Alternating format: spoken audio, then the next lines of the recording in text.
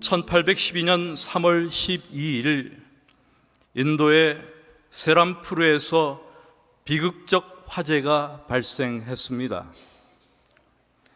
당시 인도에서 선교사로 일하던 현대 선교의 아버지로 불리는 윌리엄 캐리와 그의 동료들이 여러 해 동안 희생적으로 번역한 작품들이 불과 몇 분 동안에 불타 재로 변해버렸습니다. 성서를 만들 종이도 다 타버렸고 그 손실은 정말 엄청난 것이었습니다. 새로 조판한 타밀 활자와 금속 활자가 완전히 소실되었습니다. 수많은 원고 뭉치들, 애써 편집한 문법 책들과 사전들도 모두 불타 없어졌습니다.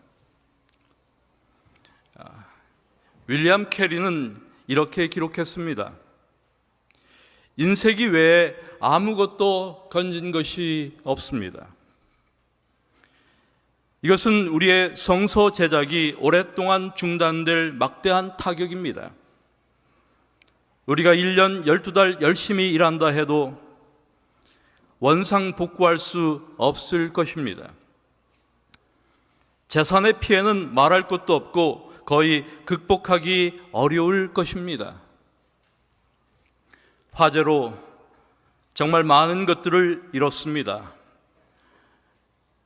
인도어판 성서, 카나리어 신약 성경, 산스크리트어 구약 성서 2권, 분량이 많은 벵가로 사전, 텔루구어 문법 전부, 다량의 펀자브어 문법, 그리고 그의 언어 연구 생활의 걸작이라고 할 수 있는 산스크리트어 고급 사전, 이런 모든 것들을 다 잃어버렸습니다.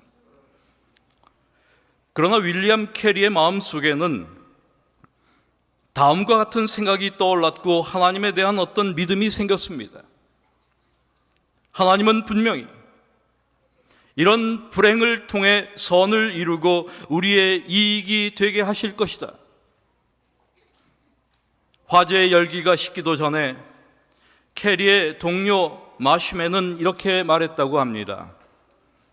재난은 천국의 기둥들처럼 견고한 하나님의 말씀에 대한 믿음의 연단을 요구하는 또 다른 섭리의 면모입니다. 하나님을 사랑하는 자들에게는 모든 것이 합력하여 선을 이룰 것입니다. 그러므로 주 안에서 담대하십시오. 하나님은 당신 자신의 손길을 결코 저버리지 않으실 것입니다. 황폐한 불운의 한가운데서도 이 진리를 터득한 하나님의 종들은 마음의 평화를 가졌습니다. 그러나 어떻게 이런 일이 합력하여 선을 이루는 일이 될 수 있을까? 하나님의 계획은 오래지 않아 드러나게 되었습니다. 화재의 소식은 끊임없이 전달되어 영국 교계까지 퍼졌습니다. 타오르는 불길 속에서 그들은 그 사업의 장대함을 보았습니다. 그 사실은 삽시간에 멀리까지 퍼졌습니다. 그리하여 그 파산은 선교의 횃불이 되어 많은 사람들이 선교회에 가담하기 시작했습니다. 이렇게 화재가 가져다준 대단한 평판은 불행을 뒤바꿔 놓았습니다. 많은 사람들이 격려와 재정적 지원을 아끼지 않았습니다. 저는 오늘의 말씀의 본문으로 로마서 8장 26절부터 30절의 말씀을 선택했습니다. 이제 우리 함께 로마서 8장 26절부터의 말씀을 보시겠습니다. 이와 같이 성령께서도 우리의 약함을 도와주십니다. 우리는 어떻게 기도해야 할지도 알지 못하지만 성령께서 친히 이루다 말할 수 없는 탄식으로 우리를 대신하여 간구하여 주십니다. 사람의 마음을 꿰뚫어 보시는 하나님께서는 성령의 생각이 어떠한지를 아십니다. 성령께서 하나님의 뜻을 따라 성도를 대신하여 간구하시기 때문입니다. 하나님을 사랑하는 사람들, 곧 하나님의 뜻대로 부르심을 받은 사람들에게는 모든 일이 서로 협력해서 선을 이룬다는 것을 우리는 압니다. 하나님께서는 미리 아신 사람들을 택하셔서 자기 아들의 형상과 같은 모습이 되도록 미리 정하셨으니 이것은 그 아들이 많은 형제 가운데서 맏아들이 되게 하시려는 것입니다. 그리하여 하나님께서는 이미 정하신 사람들을 부르시고 또한 부르신 사람들을 의롭게 하시고 의롭게 하신 사람들을 또한 영화롭게 하셨습니다. 이 말씀은 특별히 고난 가운데 있는 모든 그리스도인들에게 한없는 위로와 용기를 주는 말씀이라고 여겨집니다. 특별히 28절의 말씀은 가장 잘 알려진 본문 중 하나입니다. 모든 시대, 모든 그리스도인들이 이 구절을 좋아했습니다. 그래서 이 구절은 우리의 지친 머리를 쉴 수 있게 하는 베개에 비유되기도 합니다. 그런데 바로 이것이 바울의 깊은 신념이기도 했습니다. 모든 일이 서로 협력해서 선을 이룬다는 것을 우리는 압니다. 만물을 주관하시고 다스리시는 하나님의 섭리에 대한 확신, 이것이 바울의 흔들림 없는 믿음입니다. 하나님은 모든 것이 최선의 것이 되도록 하신다. 오늘 우리에게도 필요한 믿음이 바로 이것입니다. 우리의 모든 인생사를 하나님께서 계획하시고 허락하신다는 신념을 가지고 있다면 그런 분들에게는 불평이 있을 수 없습니다. 이러한 믿음 때문에 바울은 범사에 감사하라는 하나님의 온전한 교훈을 실현할 수 있었습니다. 윌리엄 캐리와 그의 동료들 역시 같은 믿음으로 그 좌절의 허탈감을 극복하고 마음의 평화를 가질 수 있었습니다. 탄식이 변하여 찬송이 되었습니다. 모든 계획이 좌절된 것 같았고 온몸은 피투성이가 된 채로 감옥에 갇혔을 때에도 바울이 찬송을 부를 수 있었습니다. 기뻐하라 기뻐하라 또다시 말하노니 기뻐하라고 차가운 돌바닥에서 신자들에게 글을 써 보낼 수 있었던 것도 바로 이러한 진리를 깨닫고 있었기 때문이었습니다. 바울은 자신이 하나님을 사랑하고 하나님의 뜻대로 부르심을 받았음을 아는 한 육체적 상황이 어떻든 문제가 되지 않았습니다. 외관상으로 불리하든지 이롭든지 모든 일은 최선의 것이 될 수 있었기 때문입니다. 여러분, 오늘 우리에게 중요한 문제는 바울의 이러한 기쁨에 넘친 확신과 신념을 우리도 가졌느냐는 것입니다. 사실 참을 수 없는 슬픔이나 역경에 처했을 때, 손해와 손실을 당했을 때, 모든 것이 합력하여 선을 이룬다는 말은 냉혹한 현실 경험과는 동떨어진 말처럼 들립니다. 그러나 우리에게 주어진 이 말씀의 문맥에서 한마디 한마디에 담긴 온전한 의미를 살펴보면 성경 전체를 통해서 이 구절처럼 비극이나 시련 혹은 좌절의 한 가운데서 우리에게 평온과 안정을 가져다 줄 수 있는 구절이 별로 없다는 사실을 알게 됩니다. 더욱이 이 말씀이 우리에게 매우 의미 있게 전달되는 까닭은 이것이 값싸게 주어진 종교적 수사나 약속이 아니라는 데 있습니다. 다시 말해서 이 말씀은 모든 사람에게 모든 사람을 위해서 무조건적으로 주어진 약속이 아니라는 겁니다. 그러므로 이것은 값싼 위로가 아닙니다. 고난과 시련, 슬픔과 절망에 사로잡힌 사람들에게 그저 잘 될 것이라고 막연히 위로하는 인사치레나 형식적으로 하는 흔한 종교적 수사가 아닙니다.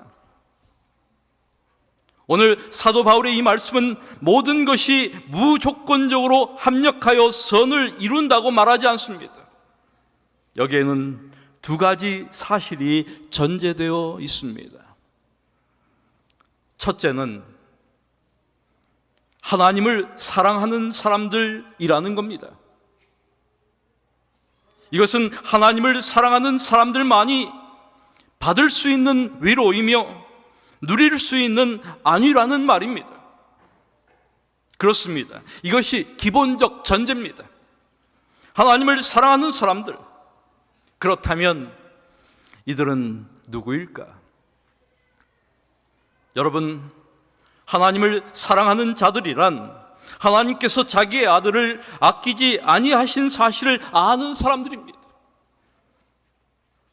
하나님은 아들도 아끼지 않으시는 사랑의 하나님이시기에 우리에게 있어서 궁극적으로 선이 아닌 어떤 것도 허락하시지도 명하시지도 않는다는 것을 믿는 겁니다.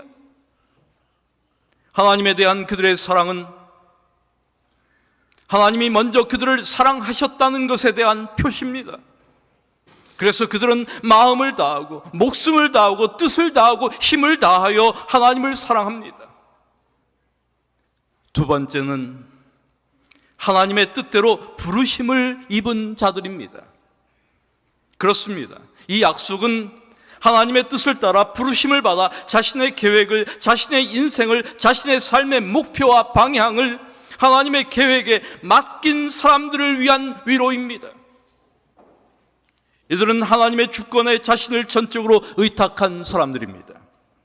그러므로 이러한 사람들은 하나님의 온전한 계획이 그를 불리하게 방해한다는 것은 생각할 수 없는 겁니다. 여러분, 하나님께서는 우리를 구원하시기 원하십니다. 이것이 우리에 대한 그분의 목적입니다. 하나님의 사랑은 이러한 그분의 목적과 부르심에 담겨져 있습니다. 그러므로 하나님은 우리 개인에 대한 구원의 목적을 가지고 계시며 그에 따라 역사하십니다. 이런 의미에서 우리의 인생은 뒤틀린 인생이 될 수 없습니다. 하나님께서는 선을 이루시기 위하여 모든 것을 화합하십니다. 그러므로 하나님과 함께라면 사고는 우연이 아니고 고난은 불행이 아님을 알게 됩니다.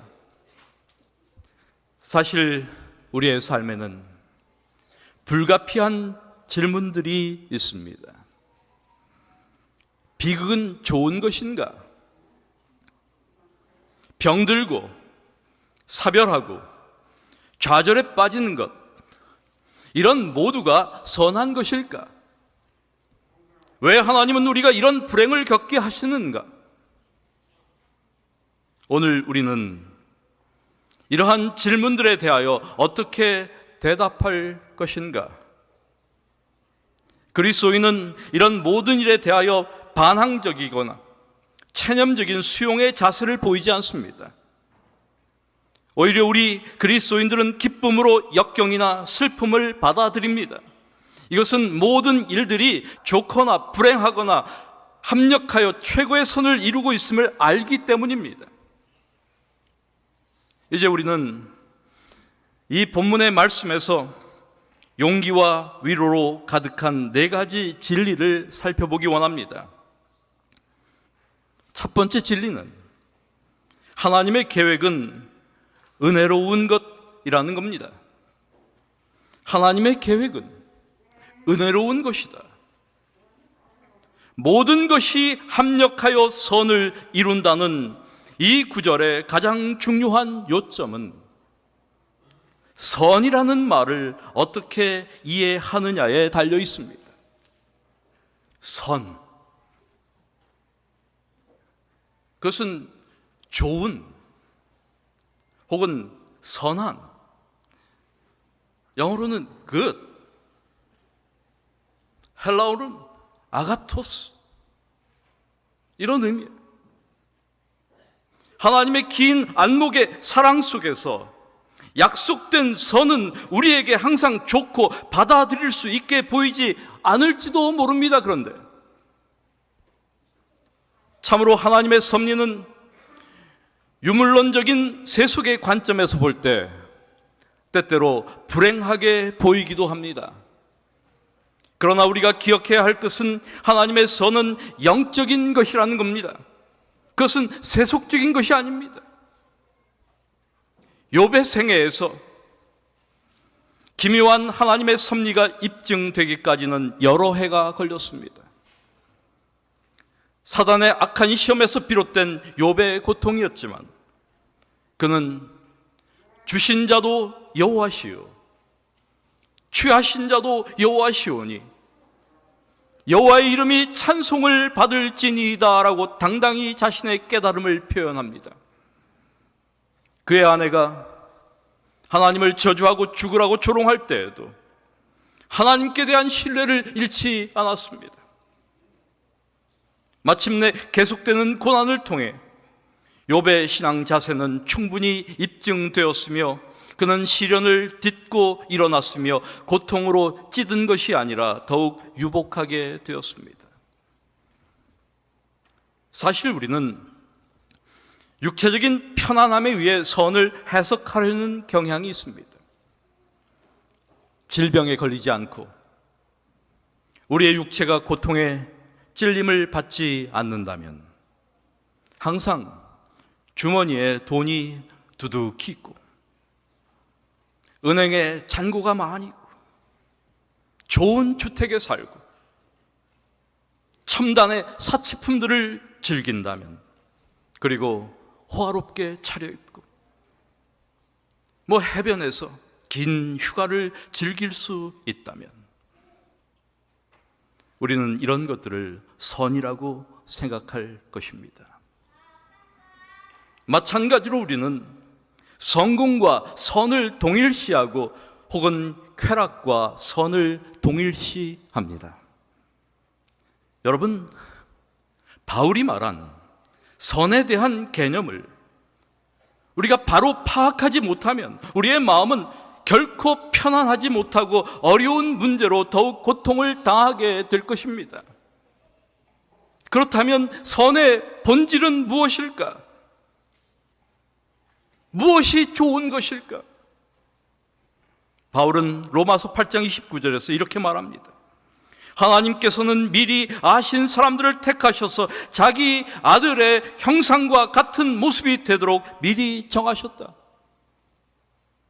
그렇습니다. 바울은 그 자신을 그리스도와 같은 모습이 되도록 하는 것을 선으로 생각했습니다. 그 아들의 형상을 본받는 것, 그리스도와 같은 모습이 되는 것, 이것이 하나님께서 우리 안에 이루시기 원하는 선의 모습이다. 이것이 바울이 이야기하는 선의 개념입니다. 그러므로 여러분, 하나님께서 이루시는 선은 세속적인 평안함 속에서만 번성한 것이 아닙니다. 우리를 향한 하나님의 뜻에 그러므로 눈을 뜨는 것이 필요합니다. 두 번째 진리는 하나님의 계획은 능동적이라는 겁니다. 하나님께서는 언제나 능동적으로 일하신다는 것입니다. 그래서 특별히 NIV, New International Version은 이렇게 이 부분을 번역합니다. All things work together. 모든 것이 협력해서가 아니라 이렇게 번역하지 않고 In all things, God works together. 모든 것 안에서 하나님이 역사하셨다. 이렇게 번역해요. 여긴 약간의 번역의 차이가 있습니다. 이는 하나님의 주권적인 인도를 강조하는 번역입니다. 하나님께서 역사하셨다. 하나님께서 끊임없이 정열적으로 그리고 목적을 가지고 하나님의 백성들의 선을 위해 역사하신다 라고 한 겁니다. 하나님은 모든 것에서 우리의 선을 이루기 위하여 역사하시는 것입니다. 그리고 이 역사는 고난과 탄식을 포함합니다. 이 생의 부정적인 것에서조차 모든 것이 하나님의 영원하신 목적을 시행하는데 궁극적인 목적을 가지는 것입니다. 그러므로 하나님의 압도적이고 지배적인 섭리를 능가하는 것이 없어요. 하나님께서는 재난을 축복으로, 비극을 승리로 변화시키며 그 속에서 일하시기 때문에 모든 일은 최상을 향하여 작용하고 있는 겁니다. 그러나 우리가 하나님의 손길을 언제나 항상 명확하게 깨달을 수 있는 것은 아닙니다. 여러분, 하나님의 임하심은 보이지 않으나 그분은 언제나 일하십니다. 모든 인생사를 하나님과 연관지어 보십시오. 그러면 혼란 속에서도 질서가 드러나게 될 겁니다. 오늘도 우리의 인생 속에서 하나님은 모든 것을 합하여 선을 이루십니다. 지난주 월요일 여러분의 은퇴 예배가 있었습니다. 세 분의 장로들이 은퇴를 하셨어요. 훌륭하게 대학에서의 모든 일을 마치고 정년을 맞이한 것입니다. 이분들이 나와 간단하게 전하는 퇴임사를 들으며 이런 생각이 들었어요. 가장 적절한 퇴임사는 무엇일까? 저런 자리에서 가장 적절한 퇴임사는 어떤 말일까? 퇴임하는 모든 이들이 짧은 시간 전하는 대부분의 말은 고마움에 대한 표시였습니다. 아무도 자신의 지난날의 업적이나 기여, 공헌이나 성취를 말하지 않았습니다. 모두가 감사하다는 겁니다. 이분들에게 살면서 왜 고통이, 시련이 없었겠습니까? 제가 아는 분들만 해도 그래요. 우리의 인생의 어떤 시점에 와서야 비로소 우리는 모든 것을 합하여 선을 이루시는 하나님의 섭리를 비로소 깨닫는 것이 아닙니까? 세 번째 드러나는 진리는 하나님의 계획은 포괄적이라는 것입니다. 모든 것이 합력하여 선을 이룬다는 말씀에 담긴 모든 것은 무엇을 말할까? 그것은 모든 영역에서 어떠한 일이든지 하나님의 자비로운 손길 하에 있다는 것입니다. 놀라운 포용력을 가진 그런 표현입니다. 그러나 우리가 보기에는 사랑하는 사람과의 사별, 질병, 좌절, 잃어버린 희망, 사업의 실패나 손실, 자녀들에게 관한 여러 가지 문제들, 이런 것들은 합력하여 선을 이루는 것이 아닌 것 같아요. 그러나 바울은 이러한 일도 합력하여 선을 이루는 경우라고 지금 조심스럽게 우리에게 말하고 있는 겁니다. 우리는 대체로 우리의 삶이 하나님의 다스리시는 섭리하에 놓여 있음을 기꺼이 인정할지라도 인생의 모든 세세한 일들이 하나님의 사랑과 관심의 대상이 된다고 믿는 데는 망설이게 됩니다. 그러나 우리가 기억해야 할 것은 날아가는 참새 한 마리도 하나님의 허락 없이는 결코 땅에 떨어지지 않는다는 겁니다. 그렇습니다, 여러분. 그리스도인은 우리의 삶의 모든 일들이 우연한 것이 아니라 하나님께서 정하신 것이요, 삶의 모든 세세한 부분까지도 하나님께서 관심을 갖고 있다는 것을 믿는 사람들입니다. 하나님은 잠시도 우리에게서 눈을 돌리지 않으십니다. 이제 마지막 네 번째 진리는 하나님의 계획은 조화를 이룬다는 것입니다.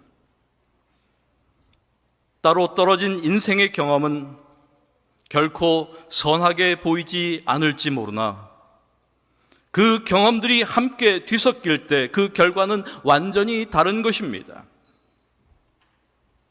화가는 종종 그리려는 대상과는 다른 동떨어진 색상들을 배합해서 그림을 그립니다. 그러나 우리가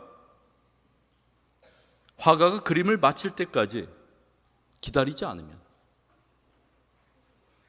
그 결과를 알 수가 없어요. 모든 색상들이 함께 조화를 이룰 때 그림의 아름다움이 드러나는 겁니다. 집으로부터 쫓겨나고 노예로 팔리고 부당히 옥에 갇힌 비극에 비극이 덮친 요셉이 이 불운한 사건들이 합력하여 선을 이루는 것이라고 생각이나 할 수 있었을까? 그럼에도 불구하고 그는 먼 훗날 옛날을 회상하며 그의 형제들에게 말했습니다. 당신들은 나를 해하려 하였으나 하나님은 그것을 선으로 바꾸셨나이다. 그렇습니다, 여러분. 하나님을 사랑하는 사람들, 곧 하나님의 뜻대로 부르심을 입은 사람들에게는 모든 일이 서로 협력해서 선을 이룬다는 것을 우리는 압니다. 그리스도인의 삶이란 이렇게 하나님의 돌보심에 대하여 아는 것입니다. 그러나 우리가 알지 못하는 것들이 있음을 또한 인식해야 합니다. 이렇게 우리에게는 아는 것이 있고 알지 못하는 것이 있습니다. 그래서 오늘의 본문의 서두에 26절에서 바울은 이렇게 말합니다. 이와 같이 성령께서도 우리의 약함을 도와주십니다. 우리는 어떻게 기도해야 할지도 알지 못하지만 성령께서 친히 이루 다 말할 수 없는 탄식으로 우리를 대신하여 간구하여 주십니다. 바울은 우리는 어떻게 기도해야 할지도 알지 못한다고 말합니다. 사실 우리는 마땅히 빌 바를 알지 못할 때도 많습니다. 우리는 무엇을 기도해야 할지 모릅니다. 고난의 해방을 구해야 하는지, 견딜 힘을 구해야 하는지, 우리는 무엇을 구해야 할지 잘 모릅니다. 그래서 성령님께서 말할 수 없는 탄식으로, 표현되지 않는 말 없는 탄식으로 우리를 대신하여 구해 주시는 겁니다. 사실상 우리는 아는 것과 알지 못하는 것 사이에 계속적인 긴장 속에 끼어 있습니다. 우리가 아는 것을 모른다고 고백하는 것이 어리석은 일이듯이 우리가 모르는 것을 안다고 주장하는 것도 어리석은 일입니다. 이런 의미에서 우리는 하나님의 뜻을 예단하지 말아야 합니다. 그렇다면 하나님께서 그 뜻을 명백하게 보여주시지 않으신 영역에서 우리가 취해야 할 바른 태도는 무엇일까? 저는 이것을 기독교적 불가지론이라고 말합니다. 모세는 이렇게 말했습니다. 오묘한 일은 우리 하나님 여호와께 속하였거니와 나타난 일은 영구히 우리와 우리 자손에게 속하였다. 우리는 우리의 신앙세계에 오묘한 일과 나타난 일이 있음을 기억해야 합니다. 종종 우리는 하나님께서 하시는 일을 기꺼이 받아들이기는커녕 그것이 무엇인지 알지 못할 때가 있습니다. 때로는 내 생각대로 움직이지 않으시는 하나님으로 인하여 속이 상하고 안달할 때가 있습니다. 우리의 생각과 너무나 다르게 역사하시는 하나님을 잊을 때가 많다는 뜻입니다. 여러분, 항상 우리의 신앙의 딜레마가 여기에서 발생합니다. 내가 원하는 것과 하나님께서 계획하신 그분의 뜻이 다를 때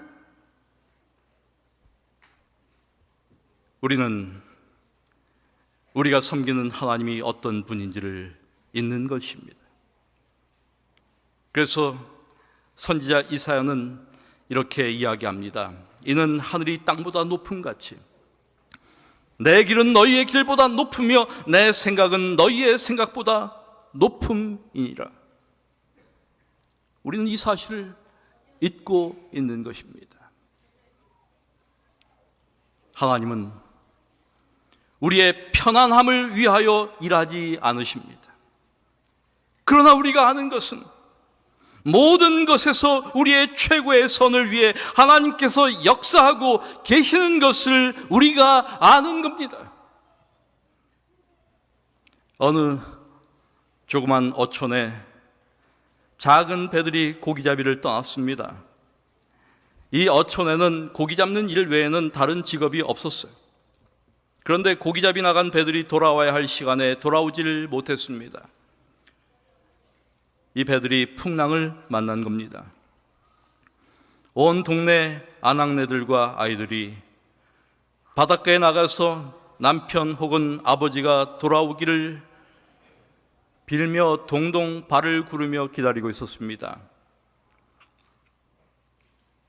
점점 어두워지고 밤은 깊어갑니다. 파도 소리 외에 아무 소리도 들리지 않습니다. 이때 설상가상으로 어느 집에서 어린아이가 집을 보다가 촛불을 넘어뜨려 집에 불이 났습니다. 동네 사람들은 합심해서 불을 끄느라고 남편, 아버지 기다리는 생각은 잠시 잊어버리고 물동이를 다 동원해 정신없이 몇 시간을 싸우는 소동이 벌어졌습니다. 그러는 중에 배가 들어왔어요.